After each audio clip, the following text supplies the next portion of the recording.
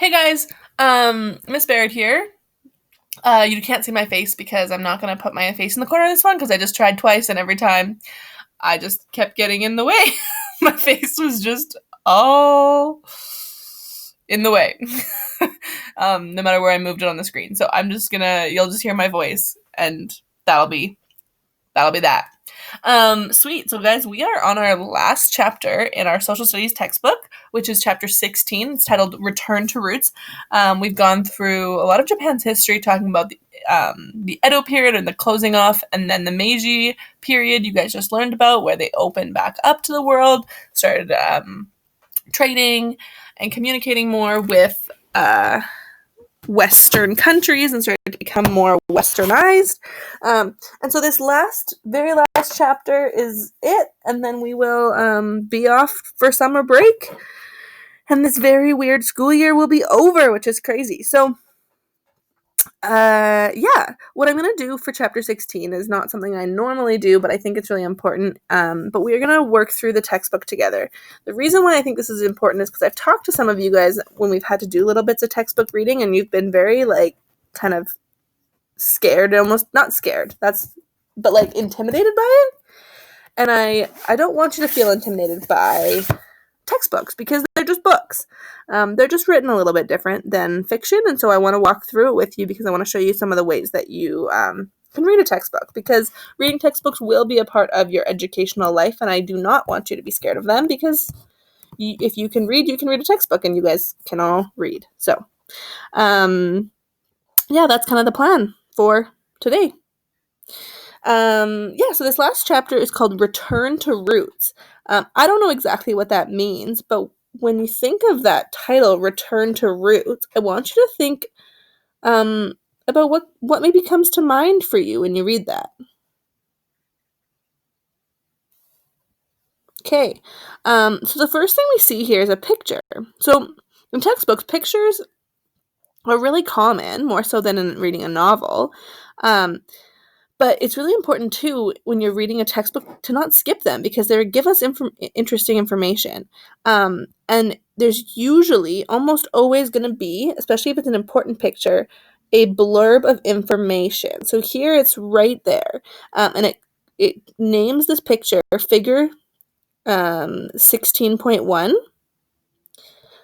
So that's what this is called in the book. They're saying that this picture is figure 16.1. Sometimes they'll do that because the picture will be on a different page than the information, and it'll be labeled in both spots. So this is a little blurb about what this picture is, so we can look at it and we can make sense of it. So it says, this 1875 woodblock print is from a series called Famous Places in Tokyo, a record of the process of reform by Ando Higoshige 2 or 3. What things in this picture of Meiji Japan do you think reflect the influence of the West? So what it's asking us is, this picture, which happened after the Japan opened up to the West, what do we see as an influence of the West in this picture? So I want you guys to take a good look at it. Where do you see things look more Western than traditionally Japanese? So take a look at it, and I want you to answer. Awesome. So another thing that we always see at the beginning of this textbook especially is sort of a little story that kind of sets the stage, and then a little bit of information about what we're gonna read about, which helps us know what to expect. So the little story this time is set in the 1870s, which is after the opening up of Japan. So hundreds of Western workers moved into specially designated areas of Yokohama, Nagasaki, Osaka, and Tokyo. Those are 4 cities. Japanese who visited Americans and other Westerners studied the construction of their houses and examined their furnishings: sofa, armchairs, mirrors, and china and cutlery. Then they would try to create a Western room in their own homes. They would hang a mirror on a wall and install a glass pane or 2 in their paper sliding screens. In the middle of the room, on a patterned carpet laid over their straw floor mats, they would place a table with a tasseled tablecloth. Once the renovations were complete, a Japanese homeowner might invite his friends for a visit. They would sit in his chairs, eat meat with knives and forks, and sip Western champagne instead of Japanese sake.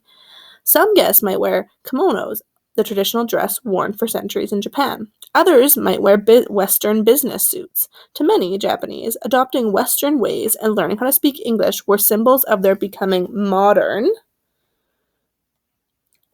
Other Japanese, however, were concerned about too much westernization. So these are some words we're gonna see again, especially westernization. So we're talking about the West. We're talking about like European kind of customs. We here in Canada and the U.S. are kind of formed based on this Western worldview that we talked about when we learned about the Renaissance, and so it's kind of like making them like us, right? That westernization is becoming like that culture that we're from.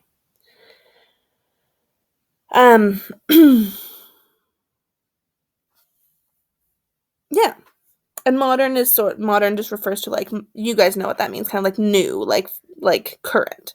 So we've read this little blurb. Okay, this does not continue on. There's just a little question at the bottom. So why do you think some Japanese people wanted to copy Western ways in their homes? So that's a question for us to think about when we read this. So I want you to think about that right now. Why do you think they wanted to copy Western ways and they'd make these Western rooms in their homes?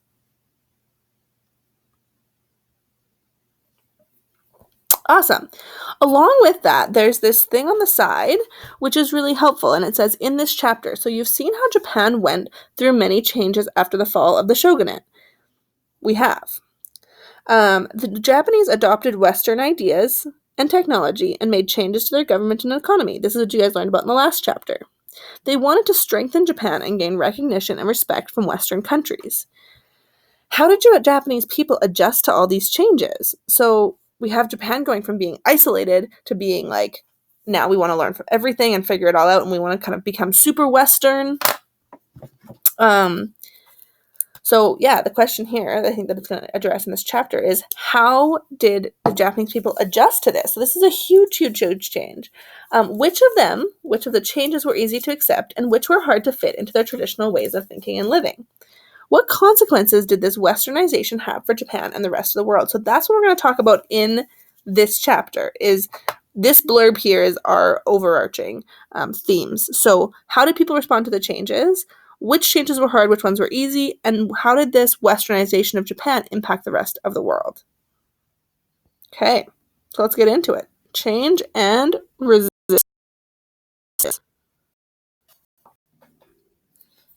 Okay, so in a textbook, oftentimes there's going to be different headings. So this first section is called Change and Resistance, and it's in this big orange. So everything until we reach another big orange title like that is going to be under the category of Change and Resistance. Then there'll probably be another big orange one, and then everything underneath that one will be about that. Within the orange big titles, you'll see these smaller blue titles, and those are the information within that is going to be another kind of category. And within that, then you have these green titles, and there might be a couple different green titles under a blue title. So there's sort of in nonfiction this idea of like titles and then things being kind of categories within it. So this, for example, if this said like candy, then within it a subtitle might be like chocolate bars, and within chocolate bars there might be the subcategory title of Kit Kats and crunchies, you know? So it's just sort of the big title tells us everything until we get to another big title is going to be about that. So this little question here is probably important to read because this is guiding us. This is going to be part of what we're looking at here, because the fact that it's kind of tucked away there at the very beginning makes me think that we should probably read it first. So, in what ways did resistance to rapid change lead to a return to traditional Japanese worldview? So that's the kind of guiding question we're looking at, is how did people resisting this fast change lead to a return to a traditional Japanese worldview? So what this tells us is that there's probably going to be a return to a traditional Japanese worldview, and that's going to be caused by people resisting change. Make sense? Okay. So, do you and your parents or grandparents always agree about new trends? Why do you think this is so? What tensions can disagreements about changes in society create? In Japanese society, many changes took place in a short space of time. To what extent do you think the pace of change can magnify tensions? Magnify means make bigger. So To what extent do you think the speed at which change happens can make it even more tense? Do you think that change might be easier for people to adjust to today than it was 100 or 150 years ago? So what this first paragraph is just a whole bunch of questions to kind of get us thinking. Many people of all social and economic classes in Meiji Japan were open to new ideas and ways. Wealthy people bought Western clothing and goods for their homes. Poor people who were not able to afford these new things also accepted Western ideas. For example, a group of farmers drew up a village constitution that was influenced by Western political ideas, including the expectation that people should participate directly in government. Other Japanese, however, were conservative, that is, more comfortable with traditional ways, and there was a conflict between those who favored the new ways and those who opposed change. So let's stop and see if we understand what we've read. So this is talking about how when Japan started to change, people of all social and economic classes were open to these ways. Not everyone, but some people in all the different classes. So people who had money would buy the clothes and they would do things in their homes like make a Western room, that kind of stuff. People who couldn't afford to change things might have still accepted ideas. So this village started a constitution. A constitution is a very Western thing. It's basically a set of rules about how people can participate in their government. And so they wanted people to participate. But like always, there were some people who didn't want this change. There was conflict between those two. And it wasn't like rich versus poor. It was within the rich and the poor. There were people who were super about change and really excited about it. And then there were people who were super resistant to change.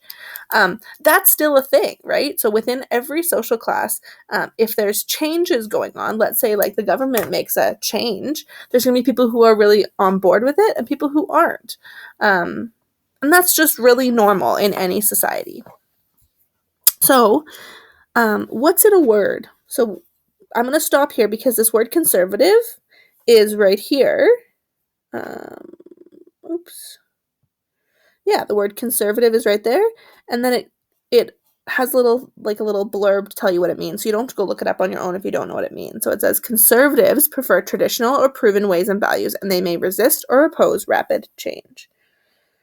Okay, the march of westernization. So the march, meaning like the moving forward of westernization. Westernization is that idea of becoming more like the West. So many of the changes that took place in Japan can be put under the broad title of westernization. This meant the adoption of Western ways and ideas. The modern motto of this movement was civilization and enlightenment. The Meiji government officials and other reformers wanted to change the unequal treaties with the Western countries. So do you remember in the last one how the US came and said, we want you to sign this treaty that you're going to trade with us, but it wasn't really a fair treaty. And they kind of threatened them, and so they did it. And Japan doesn't want to be in this unfair agreement with the States. They want to be in a fair trade. So they thought that maybe the way to do it would be to try to become more like respected by Japan, and they thought that the way to do that was to become Japan wanted to be more respected by the West, and so they thought that maybe the way to do that was become more like them. So they felt the way to do this was to win respect for Japan by showing that it was a modern, civilized country. They also believed that westernization would also result in a Japan that was stronger and more competitive with Western powers. Cultural changes were easily seen in the port cities. Foreign books and magazines became available, and in 1871, daily newspapers were launched. Newspapers were placed in public reading rooms so citizens could learn about changes in Japanese society. The newspapers also urged citizens to adopt the new and improved ideas. So we're seeing a huge amount of change here where people are being allowed to read books from foreign powers. So this is a huge change for Japanese society, really, really suddenly. So there's a little blurb here. Let's read that. So some Americans mocked Japanese men for wearing silk petticoats or women's clothing. So the jackets that men would wear would be considered by Americans to be women's clothing. But in Japan, they were just clothing. Men wore them. That was their culture. But the Americans, that wasn't their culture, and so they made fun of them. So how might these attitudes affect the interaction between American and Japanese men? I want you to think about that. Okay. Cultural changes. So Westerners of the mid-1800s who came to Japan were often not tolerant of Japanese customs. Japanese officials outlawed behavior that was offensive to the foreigners. So the Westerners came, the Japanese had been living the same way and had these kind of cultural customs that they followed. And then